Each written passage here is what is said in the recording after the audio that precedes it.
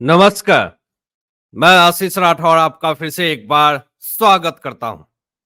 Supreme court ने एक बहुत बड़ा स्टेटमेंट दिया है कि दिल्ली हाई कोर्ट के फैसले की हम अवमानना नहीं कर सकते हैं।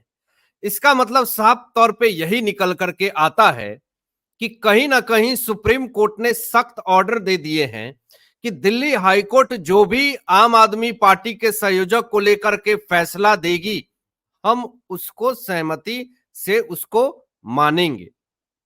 लेकिन आपको यह भी मैं बता दूं कि बीजेपी के तरफ से एक और बड़ा स्टेटमेंट आ चुका है और कहा गया है कि आम आदमी पार्टी के संयोजक अरविंद केजरीवाल अर्जेंट में इस्तीफा दें, नया सरकार जल्द से जल्द बनाए, यानी नया सीएम जल्द से जल्द बनाए, क्योंकि इनसे पूरा कार्यभार नहीं संभल पा रहा और दिल्ली में जो अभी हालात हो चुके हैं, इससे दिल्ली की जनता त्राही त्राही कर रही है, त्राही माम कर रही है। 3 महीने से ज्यादा हो गया जेल के सलाखों के पीछे हैं। ईडी मनी लॉन्ड्रिंग के मामले में और सीबीआई शराब नीति के मामले में गिरफ्तार कर रही है। अब जब तक दोनों एजेंसियों से इनको जमानत नहीं मिलेगा, तब तक ये जेल से बाहर नहीं आ पाएंगे। लेकिन दोस्तों, खबर क्या आ रही है वो जरा मैं आपको दिखा देता हूं। खबर आ रही है कि अरविंद केजरीवाल की गिरफ्तारी को लेकर के सीबीआई को हाईकोर्ट ने नोटिस भेजा है और 7 दिन में दोस्तों जवाब भी मांगा है। और शराब नीति केस में आपको मैं यह भी बता दूं कि 3 दिन के लिए रिमांड पे अरविंद केजरीवाल थे सीबीआई के हिरासत में। हालांकि राव एवेन्यू कोर्ट ने इनको 14 दिन की न्यायिक हिरासत में भेज दिया है, लेकिन अब देखिए यहां पर मामला अब धीरे धीरे और ज्यादा पेचीदा होता जा रहा है। दिल्ली हाई कोर्ट में जो 2 जुलाई को सीबीआई की ओर से की गई गिरफ्तारी को चुनौती देने वाली मुख्यमंत्री अरविंद केजरीवाल की याचिका पर सुनवाई हुई। आज सुनवाई हुई और जस्टिस नीना बंसल कृष्णा ने सीबीआई को नोटिस जारी किया और 7 दिन में जवाब मांगा। कहा कि 7 दिन में जवाब हमें चाहिए, किसी भी हालात में जवाब चाहिए। 17 जुलाई को सुनवाई होगी दोस्तों। लेकिन मैं आपको क्या कहा, मैंने पहले ही कहा कि दिल्ली हाईकोर्ट के फैसले को बहुत ही सम्मानपूर्वक सुप्रीम कोर्ट मानेगी। और देखिए, दिल्ली हाईकोर्ट भले सीबीआई को नोटिस देकर के जवाब मांग रही है, और देखिए ये नोटिस क्यों दिया गया है इसका भी विश्लेषण मैं कर देता हूं आपको। जो 3 दिन के रिमांड शराब नीति मामले में अरविंद केजरीवाल से पूछताछ हुई और जो भी खुलासे हुए शराब नीति के मामले में, शराब घोटाले के मामले में, ये तमाम फैक्ट्स सीबीआई को जस्टिस नीना बंसल कृष्णा जी के सामने रखना है। और देखिए, पहले भी दिल्ली हाईकोर्ट ने अरविंद केजरीवाल की फाइल पे न्यायिक मुहर लगा रखा है। तो आपको क्या लगता है कि 17 जुलाई को जब सुनवाई होगी तो अरविंद केजरीवाल के फेवर में फैसला आएगा? दूर दूर तक नहीं दिख रहा कि अरविंद केजरीवाल के फेवर में फैसला आएगा। देखिए, यही चेहरा जब इनकी गिरफ्तारी हुई थी तो भारत माता की जय, आज ये चेहरा क्यों नहीं भारत माता की जय कह रहा है? आज ये चेहरा सोच रहा है कि कैसे मैं गिरफ्तार हो गया और कैसे अब जेल से निकलूंगा। आज ये चेहरा सोच रहा है कि आज मैं कैसे लोगों को मूर्ख बनाऊं, मैं तो काल कोठरी में फंस गया। अब अरविंद केजरीवाल के बगल में एक फाइल है और अब फाइल को लेकर के इधर उधर हो रहा, कभी वो कोर्ट, कभी ये कोर्ट, कभी दिल्ली हाई कोर्ट, कभी राव एवेन्यू कोर्ट, कभी सुप्रीम कोर्ट, तमाम कोर्टों में चक्करें लग रही हैं। तो वो जो एक नैरेटिव सेट करने की कोशिश करी जा रही थी अरविंद केजरीवाल जी के तरफ से कि मैं कट्टर ईमानदार हूं, तो ये नैरेटिव पूरी तरीके से फेल हो गई। अब देखिए, अरविंद केजरीवाल पे दोस्तों 2 मामला दर्ज है। पहला जो है इन्फोर्समेंट डायरेक्टरेट का, जिसमें इनके ऊपर मनी लॉन्ड्रिंग का केस दर्ज किया गया है और 21 मार्च को इनको गिरफ्तार किया गया था। और दूसरा सीबीआई का है, जिसे शराब नीति में भ्रष्टाचार को लेकर के मामला दर्ज किया गया है और इस केस में 26 जून को अरविंद केजरीवाल को गिरफ्तार किया गया था। यानी दोनों एजेंसियां अरविंद केजरीवाल के ऊपर शिकंजा कस चुकी है, इन्फोर्समेंट डायरेक्टरेट और उसके बाद सीबीआई।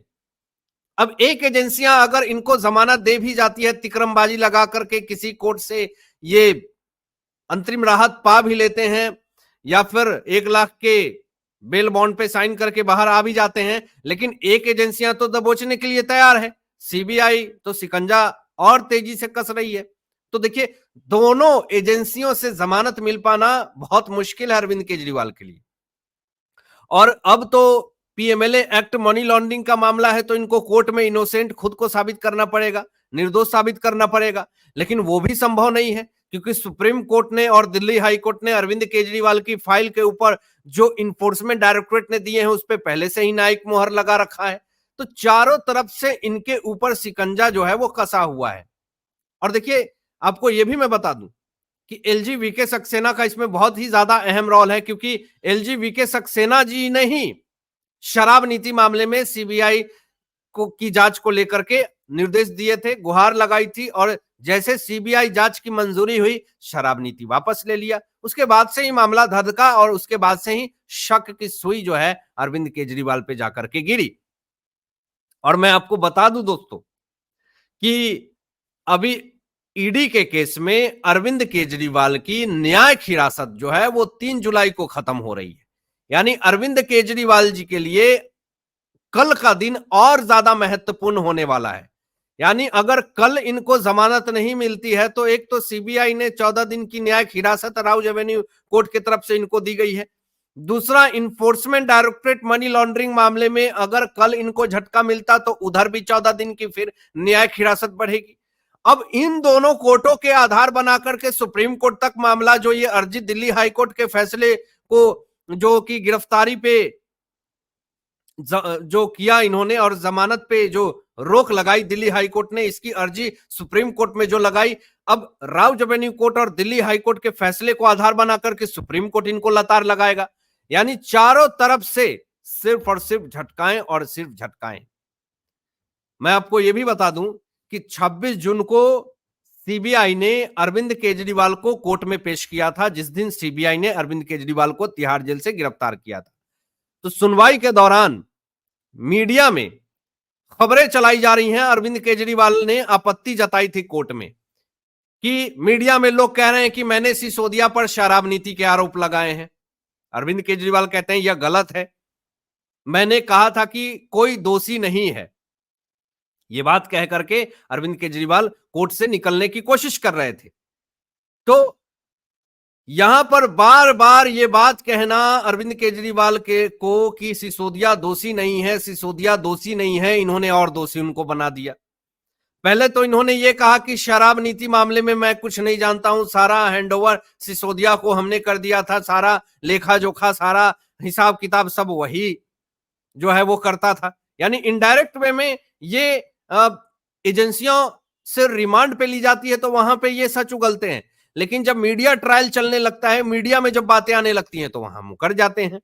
कहने का मतलब कि मैं अंदर ही अंदर मैं अपने पार्टी के नेता को फंसा दूंगा, मीडिया में क्यों बातें आती हैं? अंदर ही अंदर खबर लो ना मुझसे, अंदर ही अंदर मैं सच बता दूंगा, मीडिया ट्रायल मत कीजिए।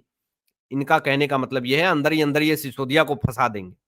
अब देखिए, इस पर सीबीआई के वकील ने क्या कहा कि मीडिया में जो चल रहा है वह सब सही है, सब फैक्ट्स पर आधारित है।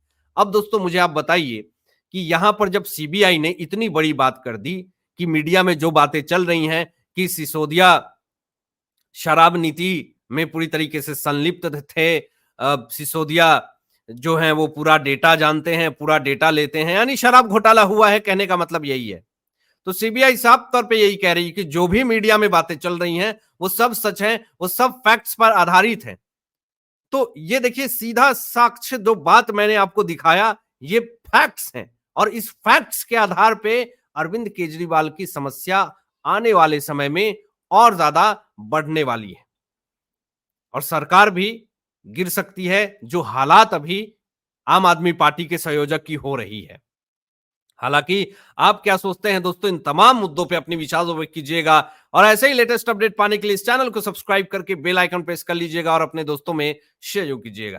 Thanks for watching my video. जय हिंद।